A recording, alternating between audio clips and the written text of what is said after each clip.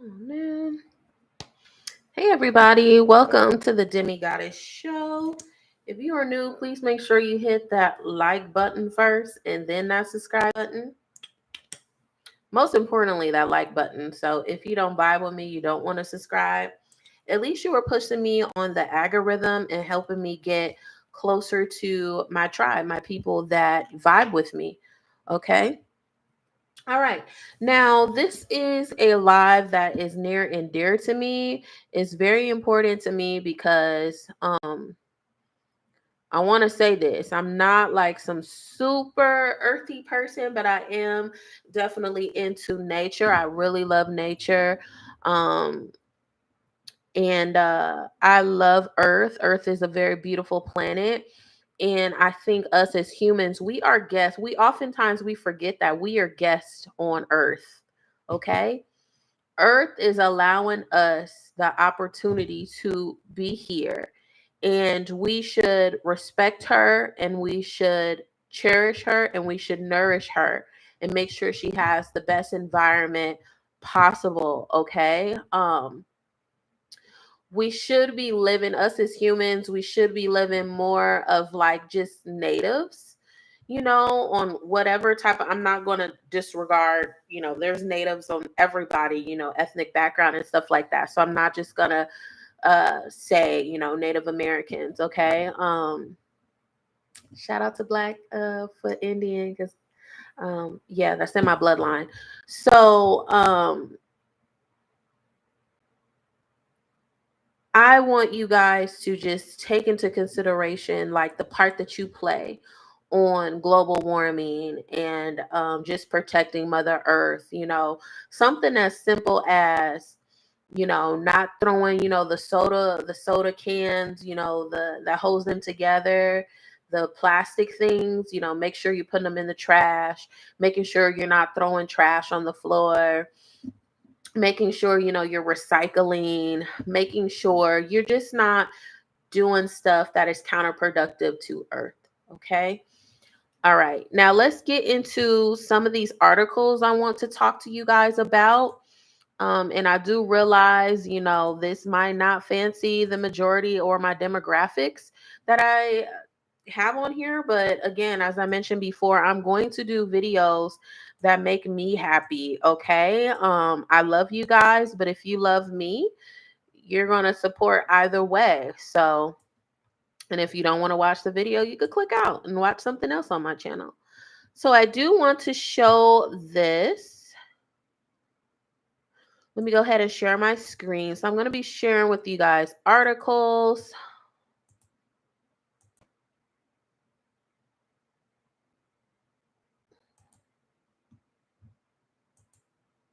Okay. Where am I at? Sorry, I have so many links open. Okay, here we go. So, all right. Okay. So, new map shows where damaging earthquakes are most likely to occur in the United States. Being a human, especially if you're in the United States or even across the world, but particularly I'm going to be talking about the United States because I live in the United States.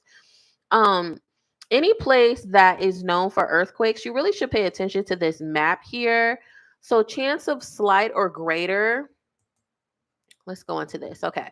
So, chance of slight or greater damaging earthquake shaken in 100 years. So the dark red is less than 95. So we got 75 to 95 with this color right here. Primarily it's no secret. I'm from California. I'm not currently living in California, but being a Californian, I always was amazed when people from other states or other countries, they happen to come to California and then they experience an earthquake. I used to be like, why are they freaking out so much? But people that never experienced an earthquake, and being a Californian, we have earthquakes all the time. Granted, they're not huge ones, but we getting into the habit. It's like we become accustomed to it and we don't really feel them. We really only feel the really big ones. So you got 50 to 75. That's the orange color here. So we got a little bit in Oregon as well. 25 to 50. That's where I'm currently at. It's here. And then You have 5 to 25, that is the green. So that's the majority of the United States. Then you have greater than 5 right here. And then what's this purple? 25 to 250. So little splatches of purple. And then the less than 25 is the black. Okay. So that's the map. So nearly 75% of the US could experience damaging earthquake shaking, according to a recent US geological survey led team of more than 50 scientists and engineers.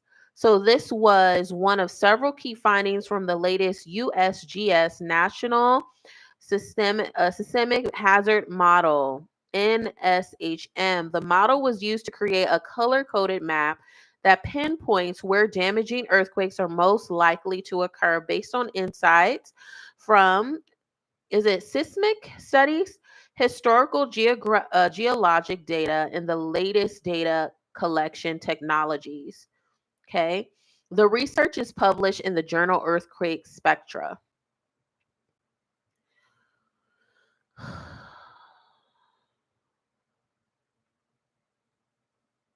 Wow, they had 50 comprehensive assessments and was updated from previous versions published in 2018 and 2007 and 1998. Noteworthy changes in the new model show the possibility of more damaging earthquakes along the central northeastern Atlantic coastal corridor, including the cities of Washington, D.C., Philadelphia, New York, and Boston. In addition, there is a chance for greater shaking in the systemically uh, active regions of California and Alaska. The new model also characterizes Hawaii as having greater potential for shaking because of observations from recent volcanic eruptions. Wow. And unrest on the islands. Earthquakes are difficult to forecast, but we've made great strides with this new model.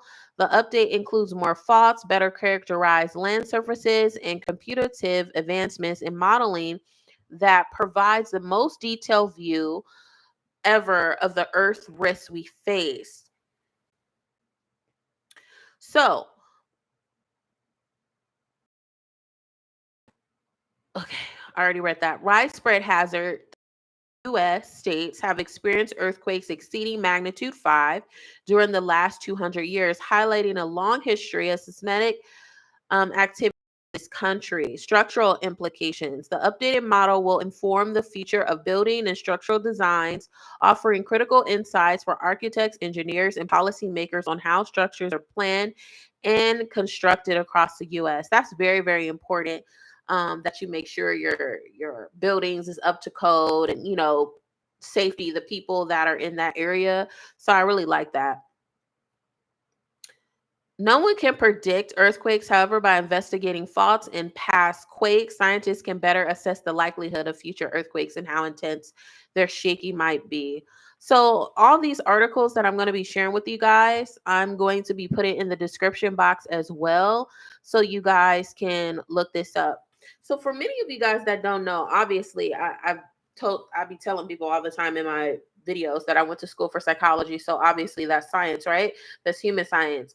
So I also took a lot of science classes as well. I love science in general. It doesn't matter what type of science it is. I just hate statistics, like the statistical math you have to do in research. I love researching, like articles and stuff, but when it comes to having the math to back it up, I hate that part. I could do it, but I still hate it.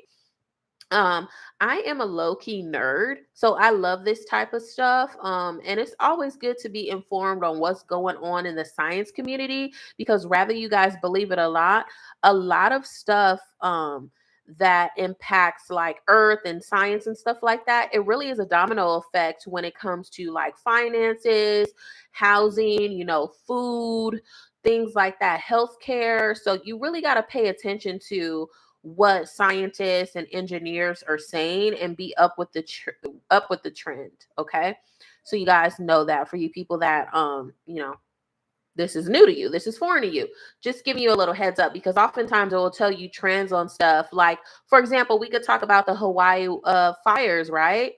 I'm pretty sure Oprah's team, I'm going to say allegedly, but I'm pretty sure Oprah and The Rock or whatever team kind of knew there was going to be something going on with Hawaii and, all this investments and then, Maui or whatever. Is it Maui?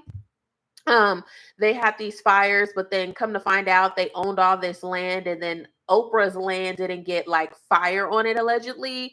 So I don't know how factual that is, that's why I'm saying allegedly, but the people of Hawaii were talking about that. I did see, some news interviews and things like that, so they felt like it played a factor. So just like when people are doing investments, right? They study the market and then they know, when to put money in, when to pull it out. Like a lot of this stuff is all intertwined into one. So you really got to look deeper into the message. So let's go to another article though. This is in this article, I just went off of psych.org. Okay. Um, and then we're going to go to Ocean conservancy.org. Okay, we're gonna share this tab with you guys. Okay, so confronting climate change, I think it's also very important too when we are discussing global warming and taking care of earth. Like oftentimes people think it's just surface level. It's not just surface level, because a lot of the ocean plays a huge factor. You got to remember there is more water covering earth than land. So, and then there is some land that is, buried. For example, Antarctica, if you look at old maps of Antarctica, Antarctica didn't always used to be frozen. It used to be land, like dry land. So you got to look at that. And then there's a lot of like you have the ocean, but there's a lot of rivers and lakes and shit underneath it. So that's why it's very dangerous to walk around in Antarctica. And typically you have to have some kind of government clearance or do some kind of study to even go to Antarctica. Now they have, because I actually want to go to Antarctica. I really want to go to Antarctica. For one, it's very difficult to go to Antarctica. Like I looked into it and all of that. But as I mentioned before, you do have to have those clearances. You do have to have some kind of, you're a scientist, engineer, whatever, something to go there. But also you could do a cruise ship. So that's the other possibility you could do. You could do a cruise. They also, show you the places and things like that. So that's something to look into if you're someone that wants to go into Antarctica as well. I don't know if they're doing any more tourism than that, but last time I looked it up, there is cruise ships that will take you to Antarctica. I don't know if you could get off at a certain like part. I don't know if you could get off at all, but that's as far as I got. So anyways, we do need to pay attention on what happens in our ocean. That's very, very important, especially what happens to our ice caps. So Conservancy envisions a healthy future for our ocean and the communities that rely on it, free from greenhouse gas pollution and resilient to the climate impacts we can no longer avoid. Okay, so to help achieve this vision, we create sustainable ocean-based climate solutions, work with all levels of government to implement these solutions, and help build demand for climate action. We are bringing the power of the ocean to the global fight against climate change. So here's the problem. So the problem is the ocean has protected us from the worst effects of climate change. From the beginning of the industrial until today, the ocean has absorbed more than 90% of the heat from human-caused global warming and about 1/3 of our carbon emissions. But we are now seeing the devastating effects of the heat and carbon dioxide. The ocean is too big to ignore. A range of climate impacts, including ocean acidification, sea level rise, and stronger and more frequent hurricanes, are damaging our coastal industries and communities. Moreover, these ocean climate impacts disproportionately harm communities of color, indigenous communities, poor communities, and others that are historically underserved and underrepresented. There is more than our own well-being at risk. Ocean ecosystems and wildlife are also at stake. Coral reefs are dying off and could be eradicated completely by the end of the century. Oh my God, I didn't know it was that bad. The essential sea ice of the Arctic is disappearing, threatening Arctic animals and ecosystems, and even fish will decline as their populations shrink and move in search of cooler water. This has already happened. This has happened with salmon as well. That's why there's a lot of salmon harvesting, a lot of salmon farms, and they're even doing genetic salmon as well. That has happened with them. Also, shrimp has migrated too. I don't know if you guys know that. Shrimp has migrated and where it used, where they are known to typically be, they have migrated or completely disappeared. I don't know if you guys remember when there was crab one year. Was it in 2020 or 21? They totally disappeared. Like where they typically migrate, they were gone.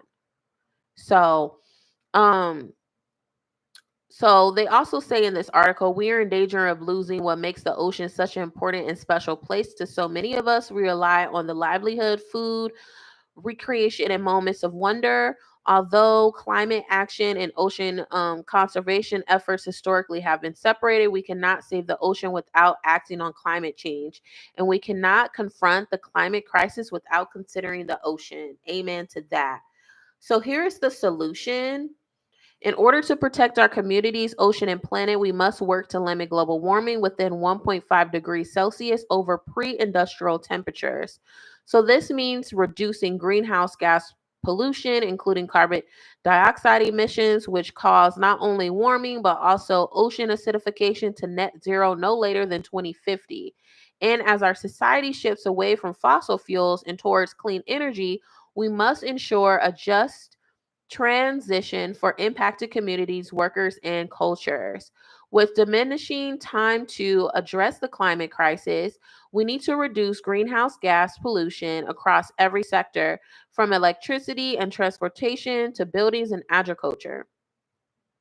In this context, it is important to remember that the ocean is not just a victim of climate change, but also a key part of the solution, from reducing emissions from shipping and ports to scaling up well sited offshore renewable energy.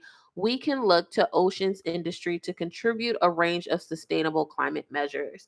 Now, we have a long way to go.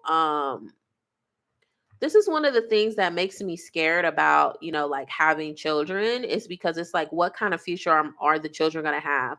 Not only do I have to think about their mental and emotional health and just social health, I have to think about the global impact. Like, what is the life that they're going to endure, experience, Um, I feel like the Conservancy, they're clearly not trying to scare off people that come onto here, but it's a lot bad than what they are putting here. I'm just going to say alleged.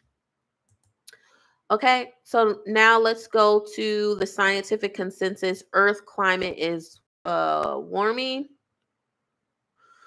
So here's some statistics. So the temperature, so Berkeley Earth, NOAA, National Center for Environmental Information, Hardley Center Climate Research Unit, and NASA, what is that, Goddard Institute for Space Studies.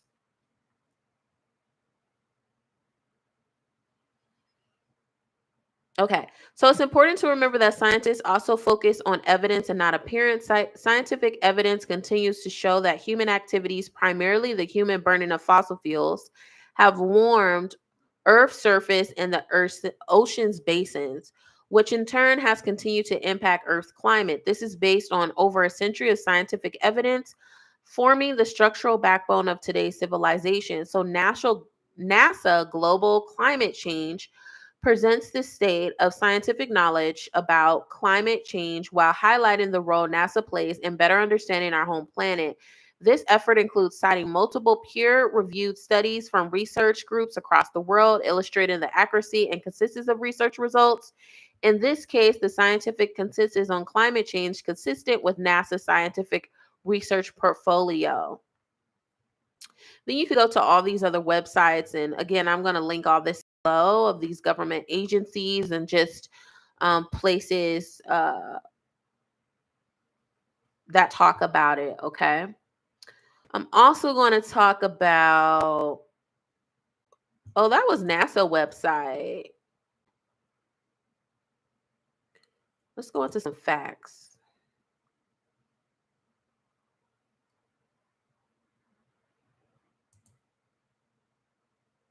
Oh, wow. Look at this. Okay, let's go to carbon dioxide. Wow, you could literally see 1960 all the way. This is a little bit to 420. So carbon dioxide is an important heat trapping gas, also known as greenhouse gas, that comes from the extraction and burning of fossil fuels such as coal, oil, and natural gas from wildfires and natural processes like volcanic eruptions. The first graph shows atmospheric CO2 levels measured by NOAA at Mauna Loa Observatory, Hawaii since 1958. The second graph shows CO2 levels during Earth's last three galactic cycles as captured by air bubbles trapped in ice sheets and glaciers. Wow. Today we're all the way up here. Guys, I'm learning this as I'm going on. I'm doing this live with you. This is bad. So atmospheric CO2 is highest in spring, lowest in autumn. I think it's because, a lot of the states, at least in the United States, I could talk about, and I'm pretty sure other countries when they're experiencing like their winter and stuff and fall, they're in the house. They're not really doing that much. Okay, you guys could look more in detail with that. I want to look at the ice sheets. I've always been interested in the ice sheets. This is bad, by the way, for it to look like this.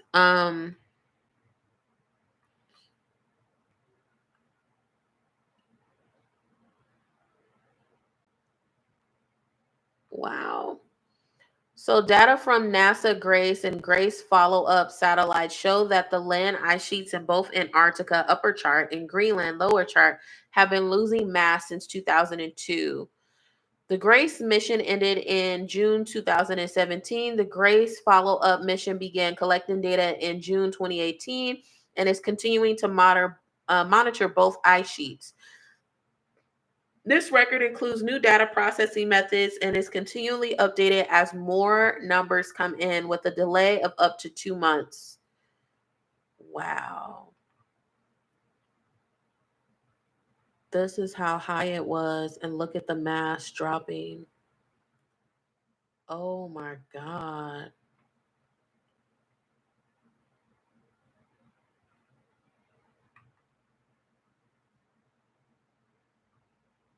What? Gap represents time between missions.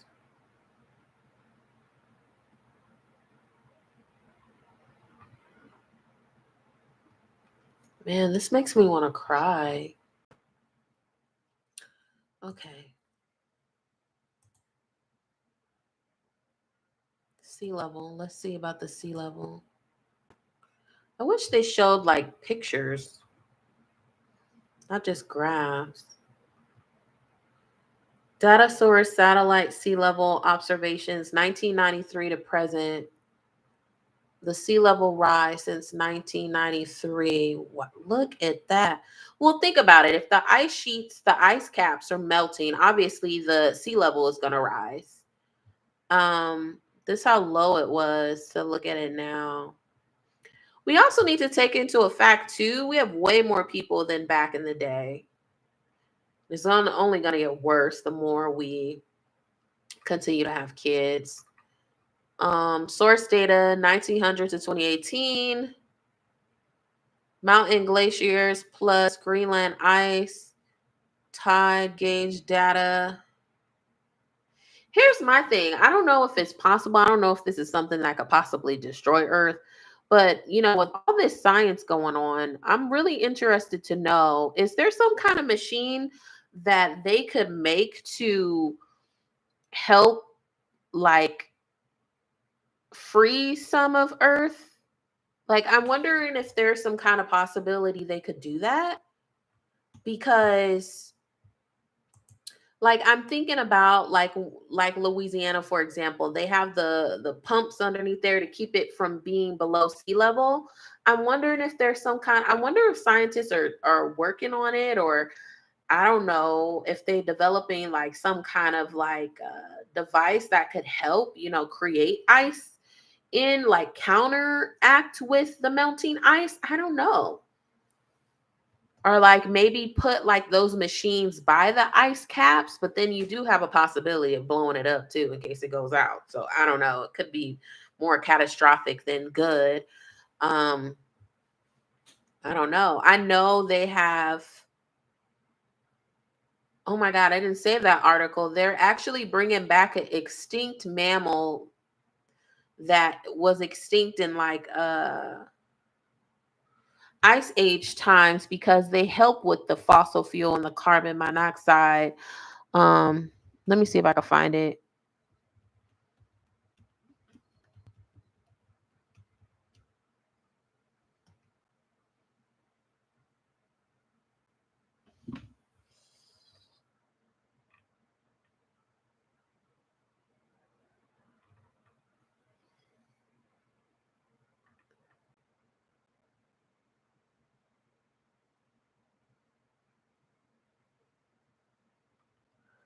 I didn't save the article and I don't know what that thing is called. But it looks like an elephant, but it's not an elephant. Um, but here's something: six animals that scientists are trying to bring back. Oh, this is what it looks like. The animal I was talking about. This is what it looks like. It's this. So these essentially help with the breakdown of the fossil fuels and CO2 and things like that. Um, there was actually a study. They actually had scientifically put in the lab, extracted the DNA of one of these with an elephant that's going to be giving birth to one of these babies soon, and they're going to be released in. We low key doing some Jurassic Park stuff. They're going to be released back into Earth to try to come back. That's one of the things that they're doing now. Um, what the hell? These are animals, an extinct animal from the tip of Africa. Okay.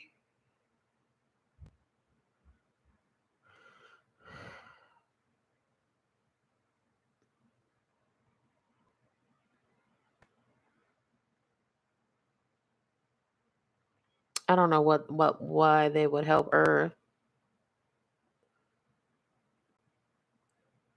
I don't see what the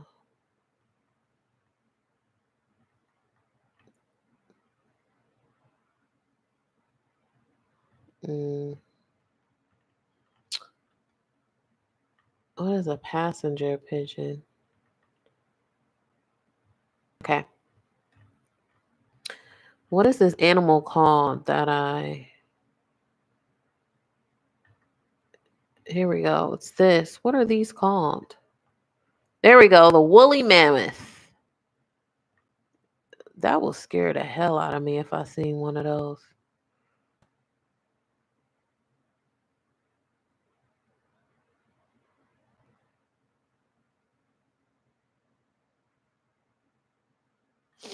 This is saying it's not feasible, but there is actually an article somewhere. I've seen it. I just didn't save it, where they actually have been successful, and I guess the mother that's carrying the baby going to be giving birth soon. So, um, they said the Nathandros bring them back. No, we do not need to be bringing humans back. Their time has been exhausted for a reason. But yeah, I just wanted to do this video to share with you guys some insight, and for all my science lovers, for you guys to do something outside of just watching just watching chaos all the time. Like, I do want to bring important factors and important things to light and talk about them and have a conversation with you guys about it, and just spark your brain and interest and just finding out the part that you play, right, on not being a good earthling. or being a good earthling. And there's all kind of ways we could help the planet. Something as simple as recycling. You could donate to organizations. You could help conserve, forest and water reservoirs, protect ocean life. There's a lot of organizations that you could join. There's some forest organizations I know for a fact you could like plant trees, because now there's a lot of forest area that is fighting across the world. There's a lot of scientists fighting for to conserve it and not to, exploit it. There's a lot of tree farming right now. Me living in Oregon right now, and I hike a lot. I don't particularly hike in the fall and winter because it can be vicious here. But I definitely hike in the spring and the summertime. And you could literally see me driving to some of the hiking trails. You could literally see where the tree farming is happening. So, it's not cute. Even something as simple as hiking, making sure, like, if you have to use the restroom in the wilderness in the forest, make sure you're digging a hole and you're covering your fecal matter or urine or whatever. Same thing with your animals. You're not leaving like your doggy bags or your cat bags or whatever type of animal you have in the forest. You bring that with you, okay? You bring a backpack, you got to carry it with you. You want to bring the animal, you need to carry it with you till you can get to a secure trash can.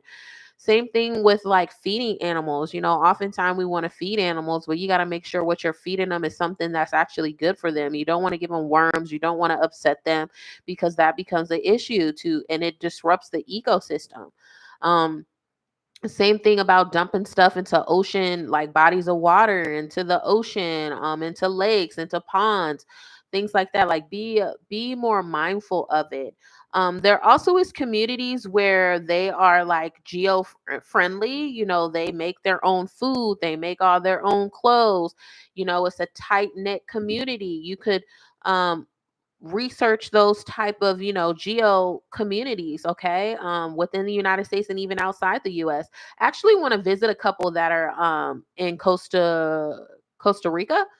um I don't know if I'm going to be able to be okay with those snakes, because once I realized they got snakes there, I'm fine with lizards, but snakes, that's a whole nother story. I don't like them. um but yeah, they have a couple of geo-economic communities that I want to visit and just see their way of life, and stay a couple days and just experience, what they go through and stuff like that, because that's something I am interested in. There also is organizations that could teach you how to use like herbs and natural medicines, and you can actually go to school for that. There's some private organizations that could do that as well. You could learn, because I looked into that too.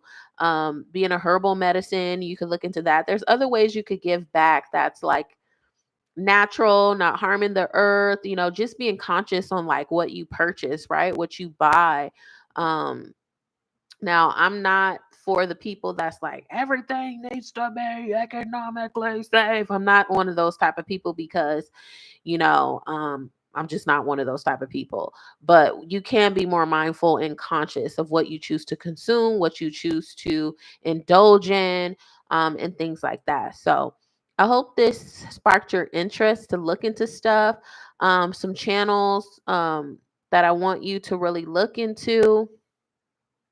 Let me see something real quick. There's some documentaries that I watched that really kind of. The only thing with Netflix is I haven't discovered it, but sometimes I can't even see like everything I've like watched in the past, and I would like for that to be able to see that. But there is some documentaries.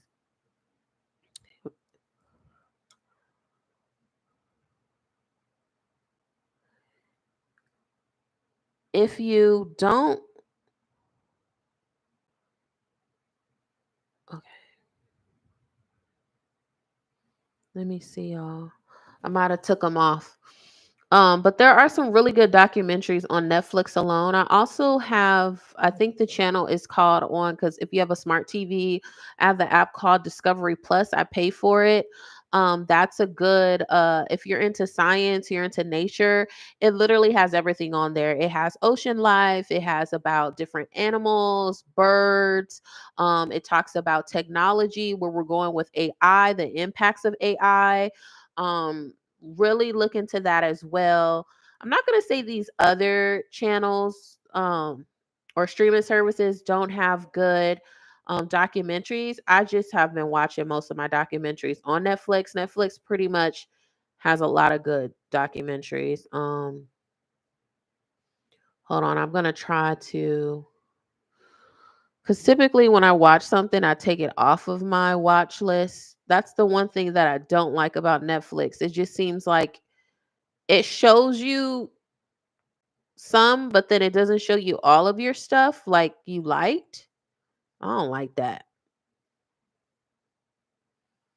Okay, I'm gonna try to just go to documentaries and see if I could pull something up real quick that I've watched. Documentaries. Oh, one of them is called Poisoned.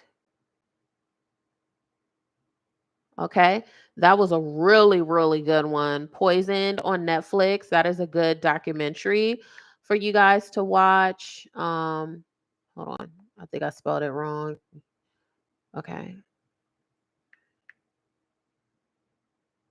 Wait. Docu.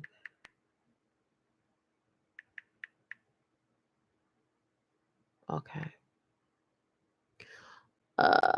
Top results. Poison is one. I don't know. I watch Life on the Planet. That doesn't look recognizable for me. British TV shows best on. Okay, hold on.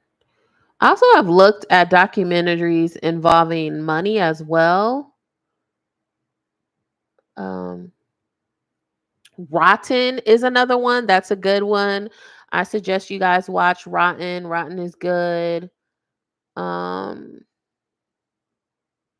Dirty Money is a good one. That's about, finances, corrupt. That was one I watched. It was really good as well. Oh, Medicine, Narcotics, Painkiller was really good. It was really hard to watch the first 2 episodes, I'm not gonna lie, but I got into it after that. So, I will keep it a buck with you on that. Um, why doesn't it have okay, trying to see. I'm just what they're showing real quick to see if I've seen some of this. Okay. Z- Mm, The Good Nurse was not a documentary. That was a TV series, but that is true about the medical, how they covered up that man, and that was a real situation. How he killed all those patients allegedly. How they took him down. Um, Maybe I should have put food documentaries. Shit.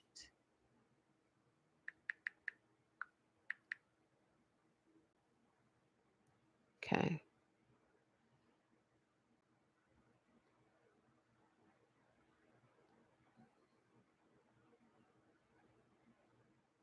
This isn't really like talking about this is just something like a little side note, a really good documentary that I watched. This is just about food transforming America, just really good restaurants and stuff. It's called High on the Hog. That was a really good one. I really wish they would have made that into a series. Um, but it's not really talking about, like harmful food you eat. It's just like about American history in a sense. Street Food USA was really good as well. I watched. Um, yeah, and I've watched other documentaries. Again, they just don't. Oh, The Social Dilemma was really good as well. That was another one that was good. What is this? Take your pills. Ooh, this is the Adderall one. I'm gonna save this to my list. Okay. Um, all right. Inspiring. Kiss the Ground was a good one as well. That was a good documentary. Um,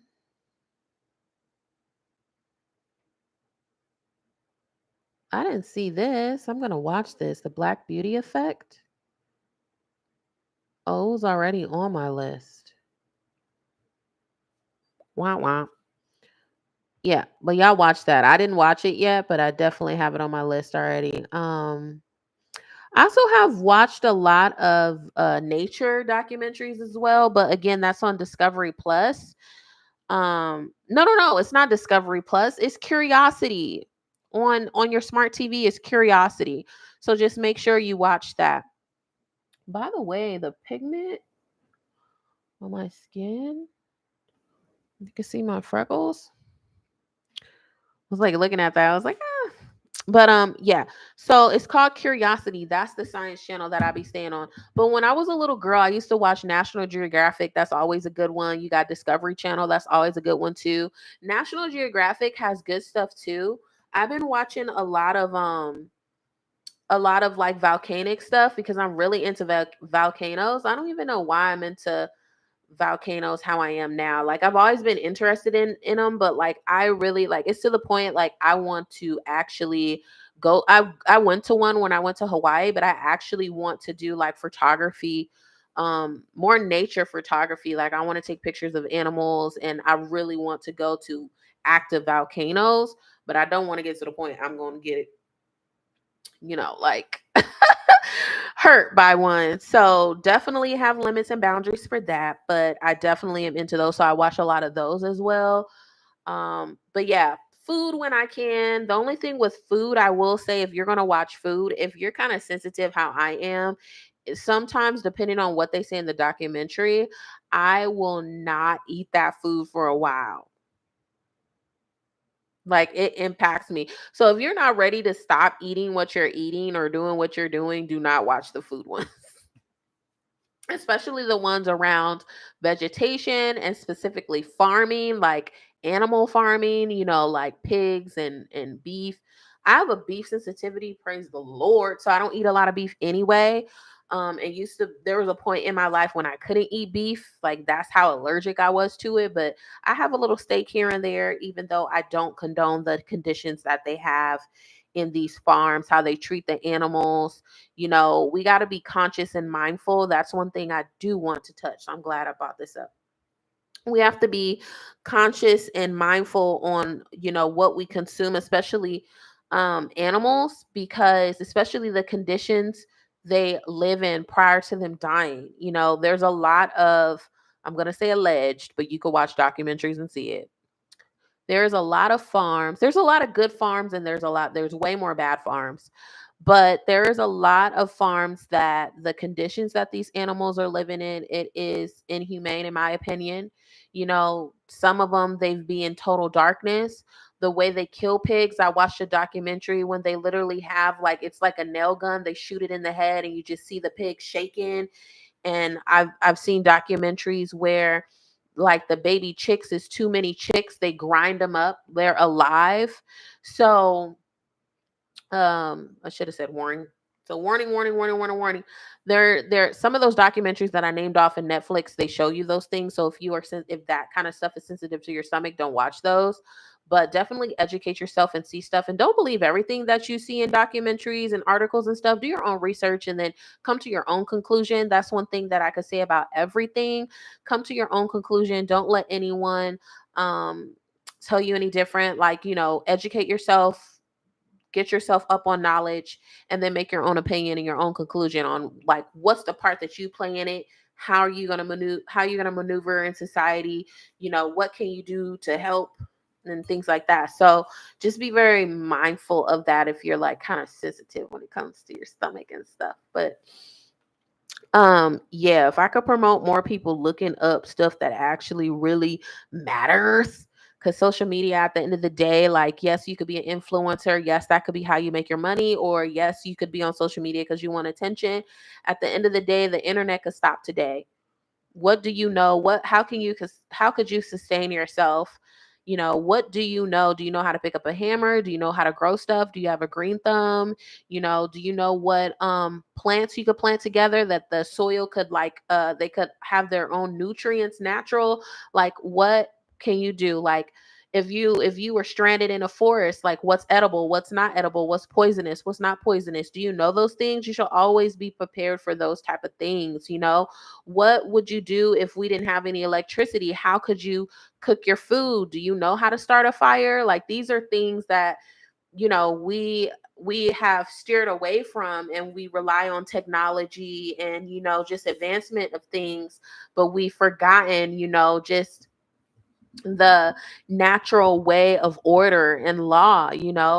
What would you do if you're in the forest and you come across a bear or a mountain lion or a snake, or how do you stop? Like, what if you get bit by a poisonous snake? Do you know how to stop from the delay the poison from getting to your vital organs, or moving around in your body? Like, do you know those things? Like, these are things you need to be asking yourself. um by the way, I know half of these things. But yeah, you should always, if you get bit by a snake, for example, I've never been bit by a snake, but my mother has been bitten by a snake. You want to make sure where that incision mark is. You want to tie something, rip something, preferably the easiest thing is like a shirt. Tie that up right there. Try to get them immediately. Remember the color of the snake, because they're going to ask you that when you get to the emergency room. That's very important, because they're able to decipher what type of snake it was and what type of treatment they could give you. So that's just one things. A good thing too, if you're a hiker, you want to make sure you have some bear spray. That's some spray, the spray, and then it also has which the bears don't like the scent, and it also is a loud horn. If you don't have that, have a whistle. Make sure you always carry some kind of weapon on you. Make sure, if you're going to carry a gun, your state laws and things like that, federal laws. Make sure you know that. So if you are in a state that is open carry, or you can have a gun or whatever, make sure it's readily accessible. If you're not into that kind of thing, make sure you have a knife. Make sure you have a hatchet. There's other weapons you could use. Make sure you never run away from those animals, okay, because they will chase you. Never turn your back against those animals. These some little tips I could give you guys. So yeah, so just know those basic things. You know what I'm saying? Do you know how to craft stuff? Also too, just another insight. So if you are a hiker, now I know how to do it, I just don't know the terminology, but typically, like, the falling branches that come off of the trees when you're hiking, if you want to start a fire, it's really good. It's one of the things that you need to start a fire. Um it's the little branches, or sometimes they're still connected to the tree. You want to get those, and it looks like kind of red, and when you want to saw it down, those could be the little shavings that is going to help you create that fire, sustain that fire. So just make sure you have that. You could do that. You could break it off if you ever get stranded or whatever. These are just some basic things that I know. Also too, let me show you guys too. This is actually a mushroom you could eat. I forgot the fucking name of it. I've been learning so much since I've been actively hiking in Oregon. Oregon is one of the most beautiful states to hike if you're into nature in general, whether it's hunting, hiking, fishing. It's very, very fruitful and beautiful. Where is my nature? Okay. I'm gonna share with you guys. This was the last time I went hiking too. So you could eat this. You could eat it. It's not poisonous. So typically um this type of mushroom is typically found on the side of it grows on the side of a tree log, or a branch or tree. Um what are they fucking called? Oh my god, I can't believe. Let me see if I can Google real quick, because that's gonna bother me. Okay. And it's something so simple. I'm gonna be so mad I forgot it.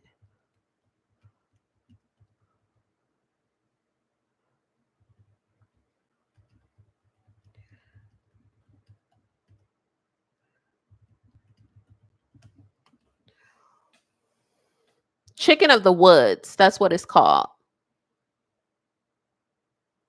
Chicken of the woods.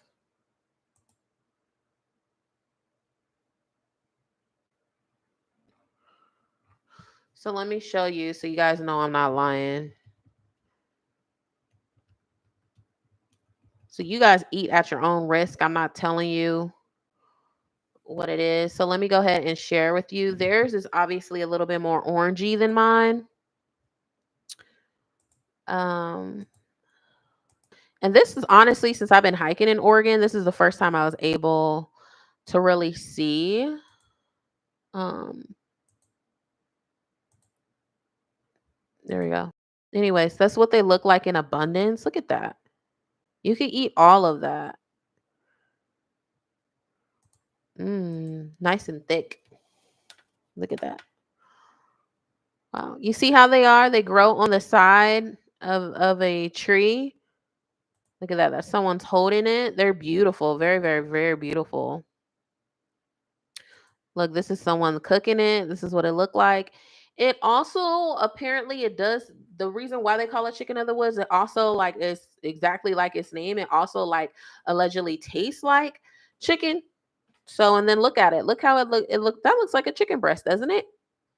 So here is I look closer to mine. Where did it go? Oh man, let me go back here. I think it was in the subdivision, wasn't it? Here we go. Yeah. So anyways, yeah. So you gotta learn this stuff. If you're this kind of stuff, like you need to learn like what's edible, what's not edible. Like if I was in the wilderness, first thing I'm gonna do is look for some chicken of the wood because I love mushrooms. I'm gonna look at that. Also, too, I don't know if you guys know moss. You could use moss is actually very healthy. It also is an antiseptic as well. If you use the restroom, if you shave off some piece, and granted you're in the forest, this is like wilderness like 101, you could use it as a form of toilet paper for yourself. So just be very mindful of like bugs and stuff. But like, okay, so I'm showing you guys the chicken of the wood, but this is like a good example of like, how do I put this? Okay. Moss, how thick it is. I would shave off some of this, but you also got to be mindful too. When it's typically on a stump, there is going to be bugs in here. So it depends on where you want to pick it off, but this is like a good example of how thick you would want it to be and like slice off a piece and you could use it as toilet paper as well. So for you guys that don't know, you don't know whatsoever, I want to see if I have a picture I could share with you guys on I guess I can share with you here. Do I have a better one? I think that's going to be the best one. Also here, like the drooping moss, this is also good too. It's on a live tree. I don't know if you guys can really see the moss. Like that's good enough for you to like cut off some. Um,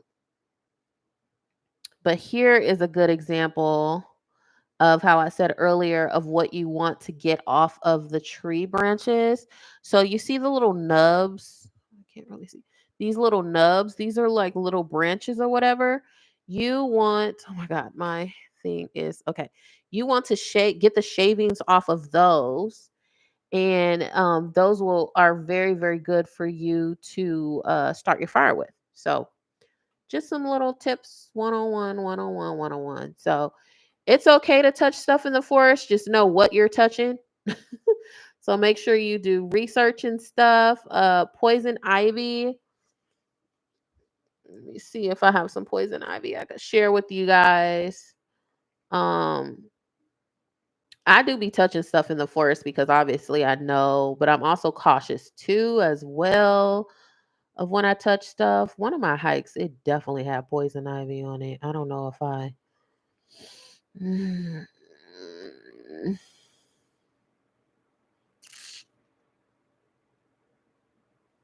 I don't know if I saved it. It was this hike, but I don't think I took pictures of it.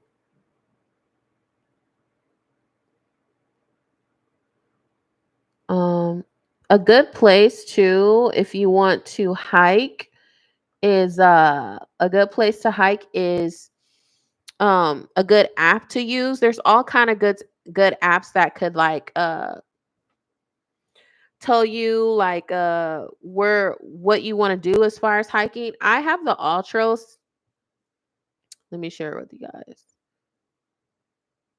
Oh, I don't want to share because y'all can see my banking stuff.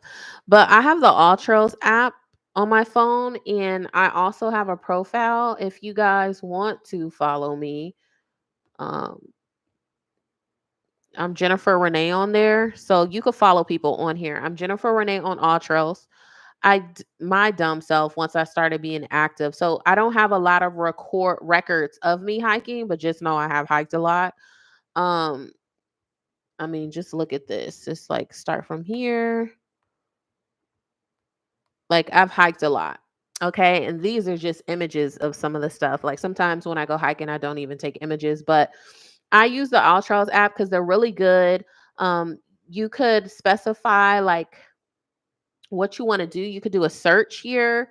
You could say, what's the best match? What's most popular in the area? If you want to go hiking, mountain biking, running, road biking, backpacking, just walking, off road driving, scenic driving, bike touring, snowshoeing, cross country skiing, paddle sports, camping, skiing, fishing, bird watching, horseback riding, rock climbing, and you also could click here easy, moderate, or hard, meaning that's how you want it to be.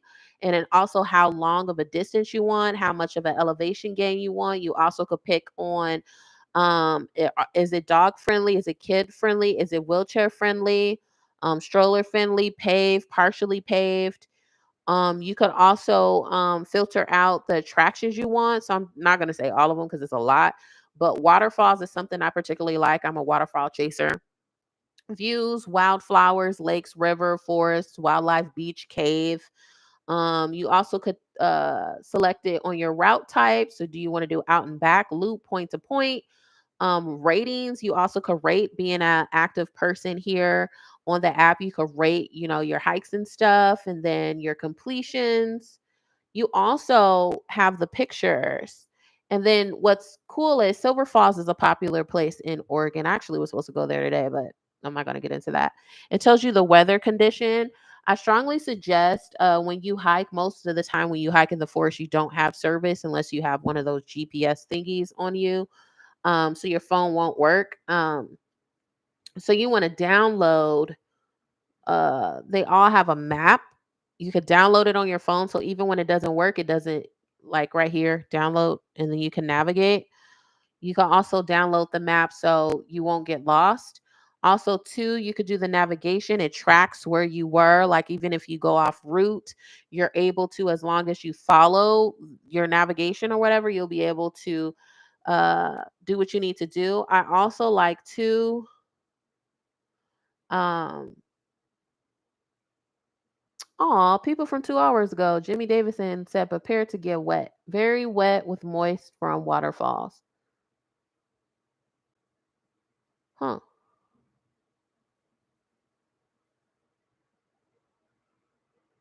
Oh, some of the trees have come down.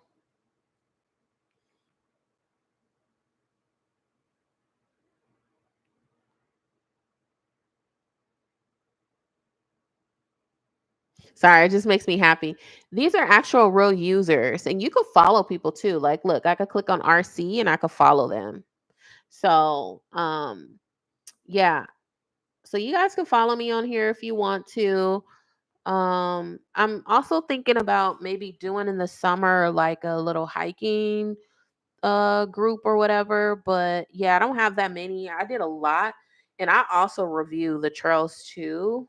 Um my dumb self, I didn't really know how to use the app that well, so I wasn't tracking. I didn't know when you click navigate, I didn't know that it actually records when you're hiking, and I would have done that on all these other hikes I went on. So once I figured that out, I was like, "Oh, let me start doing it." So, and I go on some pretty lengthy hikes. So, like this, for example, when I went to Diamond Creek Falls, oh my God, that hike scared me because I came across a mountain lion. The first time coming across a mountain lion, I didn't see it, but it saw me and it warned me to stop going where I was going. And I turned my ass around and I didn't go in that direction. But look, look how far I went. So I'm all that green. That's me. I even ventured off the trail, these little side ones. That was me. This was a long hike. I didn't do exactly everything I wanted to do. Um, But yeah, that trail, I'm not going back on that trail by myself. I'm not doing it because they got active mountain lions there. So yeah, even though I'm prepared, I know what to do. That was my first time encountering. I have encountered more bears. Being from Southern California, and I always travel to Northern California because one of my favorite places is Lake Tahoe. I go there a lot, so I've encountered bears. I know what to do with bears. They typically are very friendly. They're not friendly, obviously, when they're hungry or you come across a mom and their cubs, or if you just, annoy them. You're in their territory, you're doing stuff that you're not supposed to do. You're supposed to just look, move on, right? But a lot of people, when people be getting attacked, it's because they be doing stuff to the bears that they're not supposed to. So yeah. So that was my first time encountering a mountain lion. It saw me. It was that. All I remember is rah rah, and I was like, yeah, nope, in my head. And I controlled my heart rate because cats, they are, and animals in general, they are very sensitive, and that cat knew I was scared. So I had to slow my heart rate down. So I didn't want to trigger it to come after me. So in that particular situation, you're never supposed to turn your back on animals, but I didn't know where it was. I'm thinking it was in the bushes because where I was at, it was a lot of bushes. It was bushes on the side of me, and it was heavily dense forest. So it either was in the bushes or it was in the tree. It was in the trees. I don't know where it was. Whatever it was, it saw me. And yeah, I was like, not doing it. And I turned around, and for whatever, I was praying to God. I was praying to God. I was like, God, I won't venture off. It's a whole story to it. It's a funny story to it, but I did something that I wasn't supposed to do, hiking. Anyway, um, other people too. I did so. I wasn't supposed to be over there hiking. Other people did it too. We didn't respect the forest ranger. So, if I would have got attacked, it would have been on me because I was being hard headed. But God was with me. Thank God and my ancestors. So but thank God to the cat too, because the cat respected me and understood my spirit and my heart. Remember, animals are very sensitive. They're very spiritual beings. So um you also got to look at, some of these people, they be provoking people, and then sometimes they don't be provoking the animals, right?